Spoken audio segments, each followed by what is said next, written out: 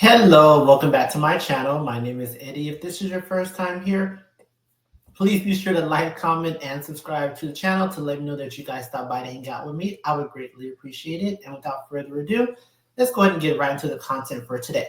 So, our girl, Keri Hilson, Miss Carry My Bags to the Hilton, Keri Hilson. In case you guys didn't know, she did a Breakfast Club interview this week. I actually saw the whole interview. I didn't know she was going to talk about the Beyonce situation, but I figured they were going to ask about it because everybody asks about it when they talk to her whenever she interviews. So this, of course, did come up in the Breakfast Club interview. So she went on to basically explain how she regrets, doing the diss verse to the remix of Turning Me On. This came out, I believe, like back in 2009. This is a long, long time ago. But even till like this very day, she still gets asked about it pretty much in every interview. So she was very vulnerable in this interview. I enjoyed this part of the interview. So what I'm going to do is we're going to play it in case you guys have not heard it. And then we're going to get into a few reactions. And then I'll come back and give my commentary and tell you what I think about it as well. So just sit back, relax, and let's get into the content. Problem with being an artist is that nobody believes that y'all are real people. And so when you are going through real things, nobody will take that into consideration. It's more entertaining for them to be like, the Beehive ran her out of town. Right. That's way more entertaining. Yeah. Now today, at this point, are you looking like when you look back at that? And people will bring it up, so I'm sure you're kind of preparing yourself for that. How do you not even explain it, but like how do you look back on that? What are your comments on it now, so far removed from it? It's a regret. It's a regret, but not in the way that people would think, because that's a song that I actually didn't write. Those are not my words. I was on tour. Polo wanted me to do a remix to Turning Me On. He had produced the record, and I wasn't, because I was on tour with Lil Wayne. I wasn't able to like lay anything down. He had been on me for a couple of weeks about we need to do a remix. Okay, so I take off. It wasn't happening quick enough for him. I take off, we fly in, and he had another writer in our camp at the time. He had her write this, so he played it for me like, this is the remix, because I'm thinking I'm coming in to go write a remix to Turning Me On. Like, the whole time I had been writing concepts, like, but I come into the studio and he plays me this verse, and I'm like, automatically, I'm like, I'm not saying that. That was my position. So I tried to fight him on it, and I began writing my own. That's what I did with my time there. But I want to be careful with the word I use. It was quite forceful. You know what I mean? In an executive artist way? Yeah, in an executive artist way only. Involving others and kind of threatening my career in a sense, in a real sense. Like, you're not coming, because my album wasn't out yet. So it was like, you're not coming out if you don't do this. And the mistake that I made was not continuing to fight. But I was in tears. I was crying. I was adamant that I did not want to do that. And for people that don't know, you were signed to Polo. I was signed to Polo and Timbaland. Correct. Yep, in a joint venture at Interscope Records. Yep. And I was young. I was super young. I felt I had no power. I felt I had no choice. But I did record my version, which had nothing like that in it. It was on subject. The song is about men. And it leaked like days after I did it, but he promised me that wouldn't happen. So it leaked. And that was that. And I protected him. I protected the girl that wrote it, who went on to become famous. I protected everyone in the story. So I had to eat that. And I am still eating it to this day. But that is definitely a regret of not fighting even stronger. But again, when your career is on the line and they make it that be the way that you perceive the situation, not perceive, but it was pretty clear. But when you're that young, you're just kind of like, fuck. Maybe they know better than me. Right. I have like, to, yeah. Yeah. What did Timbaland say? I think he just went because they were partners. I think he just went along, but I I don't remember that we involved him or that he was involved at all because he hadn't produced that record. But I wonder now. I would love to ask him, like, what did you think about that? What I do know is he went on to work with B and J, So did Polo and tour with him, and so did Polo. And I would say, Keri the human was looking at Keri Hilson the artist like, you deserve that shit. You should have fought harder. You know, I understood it. I got it. Give yourself grace, though. Absolutely. Well, it's tough to do because I that's something that I held on to. Not again. Girl, every time we together. Yeah, It's okay, I got please. you, sis. But Miss Lauren, her wig smells like onions. First of all, thank you for making whatever me laugh. makes you laugh. Thank Yes, you. go ahead. Thank you. Mhm. That was I Can't felt say it wasn't true though, but go ahead.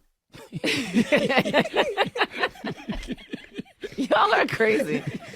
But that is what give myself grace. Yeah. I do now. I do. I have forgiven myself. But that's what it goes back to, the shame that I felt for so long. So I just felt like that was such an ungraceful mistake to make, or to be forced to do. And to not stand up for myself. That was the shame that I wore, was like, I should have fought harder. Should have fought harder. I should have fought harder. I should never have done it. I should never have recorded that. I should have outed them well before now. I should have, you know what I mean? And I still am protecting the writer because I feel like she might have been doing what she was told to do. I hope that. Hilson is literally like getting the recognition she needs, because I feel like what they did to her in 2009, they fucked her whole career up over a fucking song. A whack-ass song. Well, it wasn't whack, but she didn't even write the shit. Whole time, some little dyke bitch, she wrote it because she couldn't get next to Beyonce. So they basically coerced her, Keri Hilson, into recording that song, taking the blame for it. And then, do you know the fucking audacity? Her bosses had, like, Timberland and Polo. You know what they did? So after Keri Hilson gets dragged through the mud, these motherfuckers go on tour with Beyonce and Jay-Z.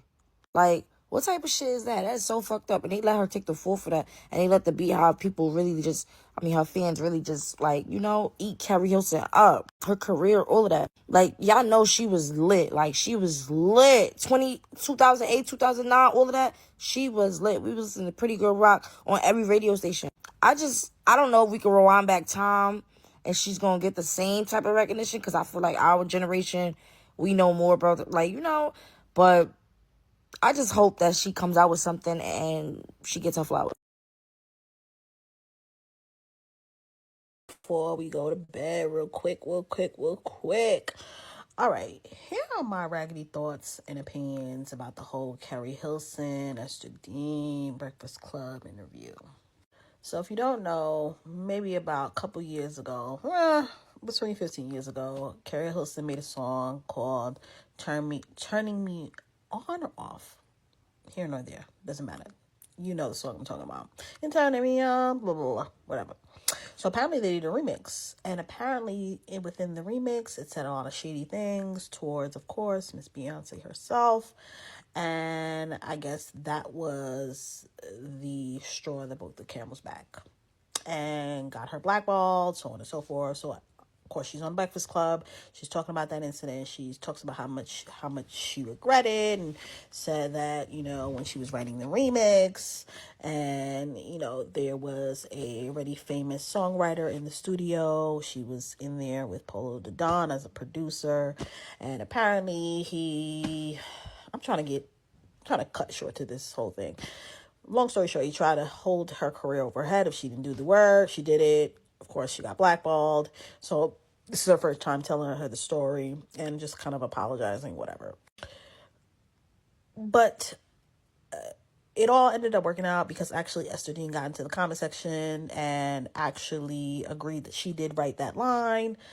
And that she was the one that wrote it, blah, blah, blah, blah, blah. They were a little back and forth because last that I seen was Keri Hilson kind of checking Esther Dean, because it was just like, okay, sis, you knew you wrote the line and you didn't say nothing and you allowed my career to crumble. But that's here, not there. But the raggedy thought and opinion that I want to get to is that behind every female beef, why is it always a man? Why is there always a man behind some messy? Why? Did anybody miss that? And I think somebody like in the shade room comments was just like, oh, y'all need to address Polo the Don, because I guess they were, coming for Estadine and whatever, Keri Hilson, they was pulling up proof.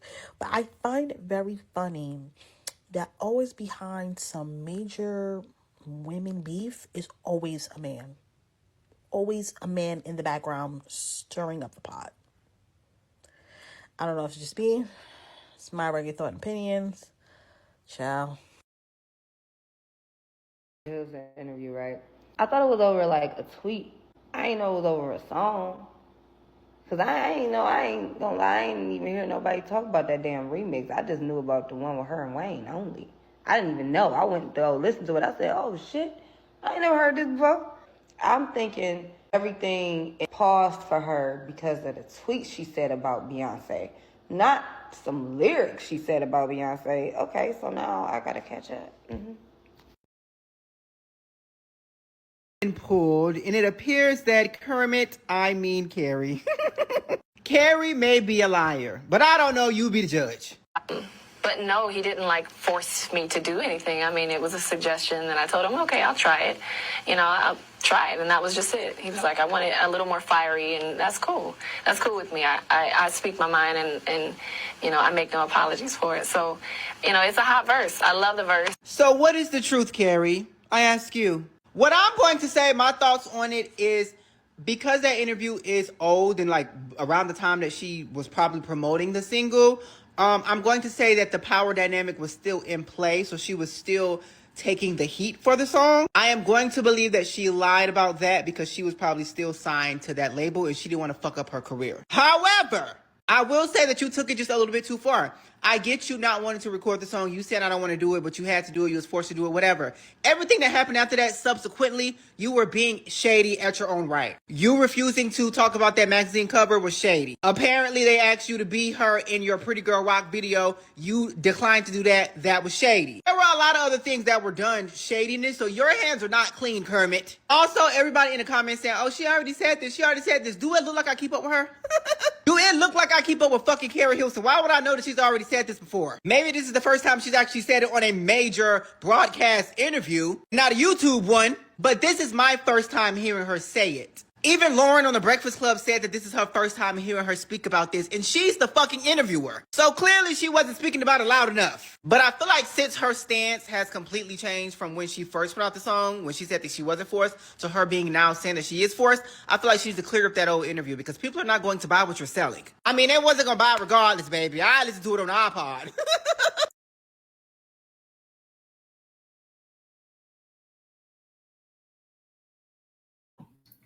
So I wish I could play the song, but I'm not trying to get copyrighted. I don't want no smoke. I'm a small little channel. I don't need no kind of smoke like that.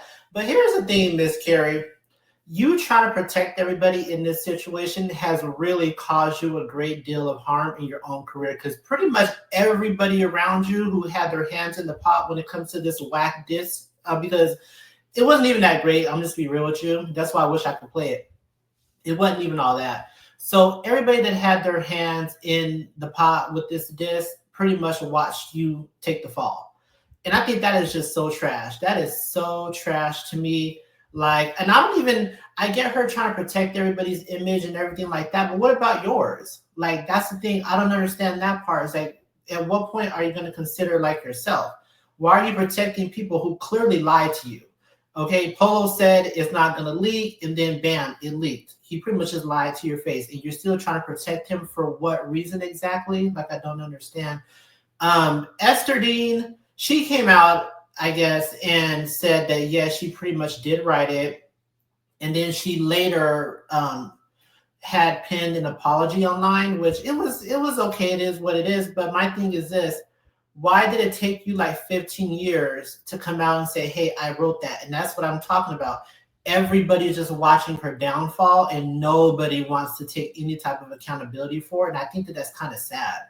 And I don't know, I'm not a snitch or nothing like that, but I don't know if I'm going to just sit back and just let everybody make me take the fall for something like that. To me, that's just kind of crazy. But at the same time, this is probably gonna be an unpopular opinion, but I'm gonna have to hold her feet to the fire just a little bit because I know she was a lot younger back then. But what did you think? Like dissing Beyonce or dissing anybody that you really don't have beef with? Why would you think that's a good idea? And what did you think the end result was gonna be? The Beehive is a dangerous group. Okay, if I'm gonna diss anybody for any apparent reason, it probably won't be Beyonce because I just don't want no type of smoke like that. And that song was a big hit before the remix came out. She also had some other songs too, but she wasn't like huge like that to be dissing somebody like Beyonce. Like you just were not that girl. Like Keri Hilson is very, very talented, but you were, when it comes to dissing Beyonce or dissing anybody that's on that type of level, you were not that girl. I'm sorry, you just were not. So I gotta hold her feet to the fire just a little bit because it's just I don't know if I would have did it. Like dissing somebody that I don't even have a real beef with, like for what? Like for what? Like what is that gonna do for me? Like I don't understand. Like what did she think the result was gonna be? Like that's just a crazy ass idea. Terrible idea, terrible idea. But here's the thing: I'm glad she came out with her truth because I want Keri Hilson to win. Like some of you newbies, some of you YNs don't, y'all don't really know much about Keri Hilson. But if you're a millennial or older, you know Keri Hilson really is talented. And Keri Hilson made some good music. Okay, Turning Me On, even before the remix, was a bop. Pretty Girl Rock, that one stayed in rotation for like a whole year. Like you could not get away from Pretty Girl Rock. My favorite is One Night Stand. That's a collab she did with Chris Brown. Y'all really didn't appreciate that song the way I do. I still listen to One Night Stand. I listened to it literally today. Y'all didn't really appreciate One Night Stand. If you haven't listened to Keri Hilson featuring Chris Brown, One Night Stand, listen to it. You'll thank me later. So she took some accountability. She blames herself a lot, which I think she does deserve some of the blame. I'm sorry. If you disagree, I apologize, but that's just how I feel. I think that she does carry some of this blame, number one, because even though you were young, you knew better than to pull a stunt like that, especially dissing Beyonce. You knew better than that.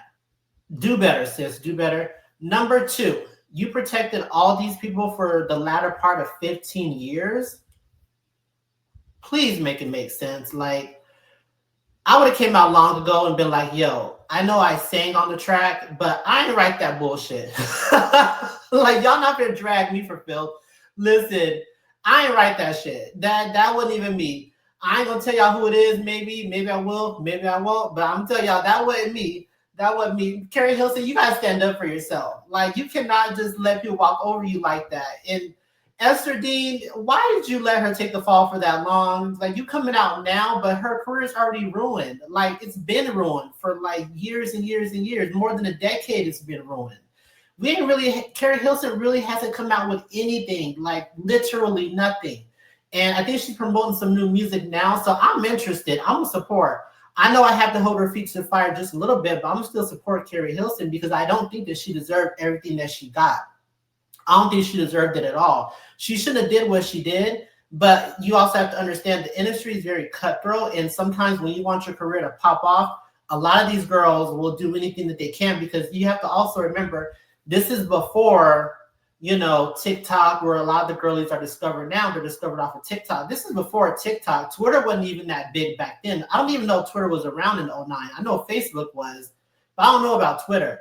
So a lot of the girlies, they get their popularity like off of TikTok and Twitter and stuff like that.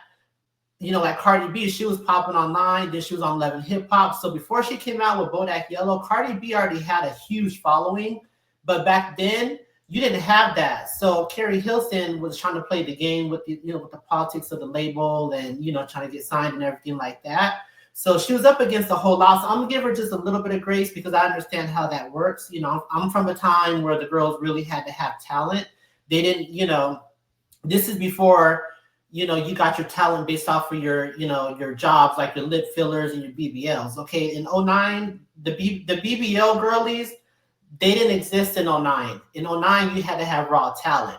So this is the type of environment that Keri Hilson comes from. So that's why we got to give her a little bit of grace, because she was really trying to make herself pop. And I think she was just trying to do what the label said, because she was under a lot of pressure. She even said it. He was holding her career over her head. He was saying that they're not going to put out her album unless she did this, and he promised it would not leak. But then she said it leaked 2 days later. I know you got to be fucking lying. 2 days later, I would have threw him straight up under the bus and ran his ass over, because there ain't no fucking way you're going to tell me, okay, just record that.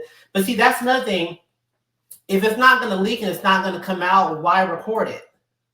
That would have been my question, Keri Hilson. See, this is why I got to go back to giving her to making her own some of this. Because if he's telling you it's not going to leak, it's not going to come out, then why am I recording it then? Like, make it make sense. If it's not going to come out, then I don't need to be in the studio recording this, this dumb shit any fucking way. So that's why I say I have to hold her a little bit accountable, because it's just like, you had an opportunity to stand up for yourself and you didn't. And then when you saw that they were all just letting you take the fall for it, I think that's the part where you really should have come out and been like, listen, this is what really happened. Because there's no way that I'm going to sit there, like I said, and just let everybody shine, and then just like let people stare at me and point at me and be like, oh, you're the bum that this Beyonce for no reason. Because really, they felt like it was for no reason. The Beehive, everybody, we all felt like it was for no reason. Like, what did Beyonce do to you? Like, it just didn't make any sense at all. So, Keri Hilson, do better. I'm glad you came out with this, because this is the first time I've ever heard this version of the story. Some people said she said it before. I ain't hear it. But this is the first time I heard it. So let me know what you guys think down in the comments. Do y'all believe what Keri Hilson is saying? I believe it. I still think she played a part in it, but I do believe what she's saying. I'm going to support her one way or another when she comes out with new music. So let me know it down in the comments. Are you guys going to support Miss Keri My Bags to the Hilton? I am. So I hope you guys have a good day. Be safe out there. The weekend's coming up. So like I always say, don't work too hard. Enjoy your day. And I will see you guys in the next one. Peace.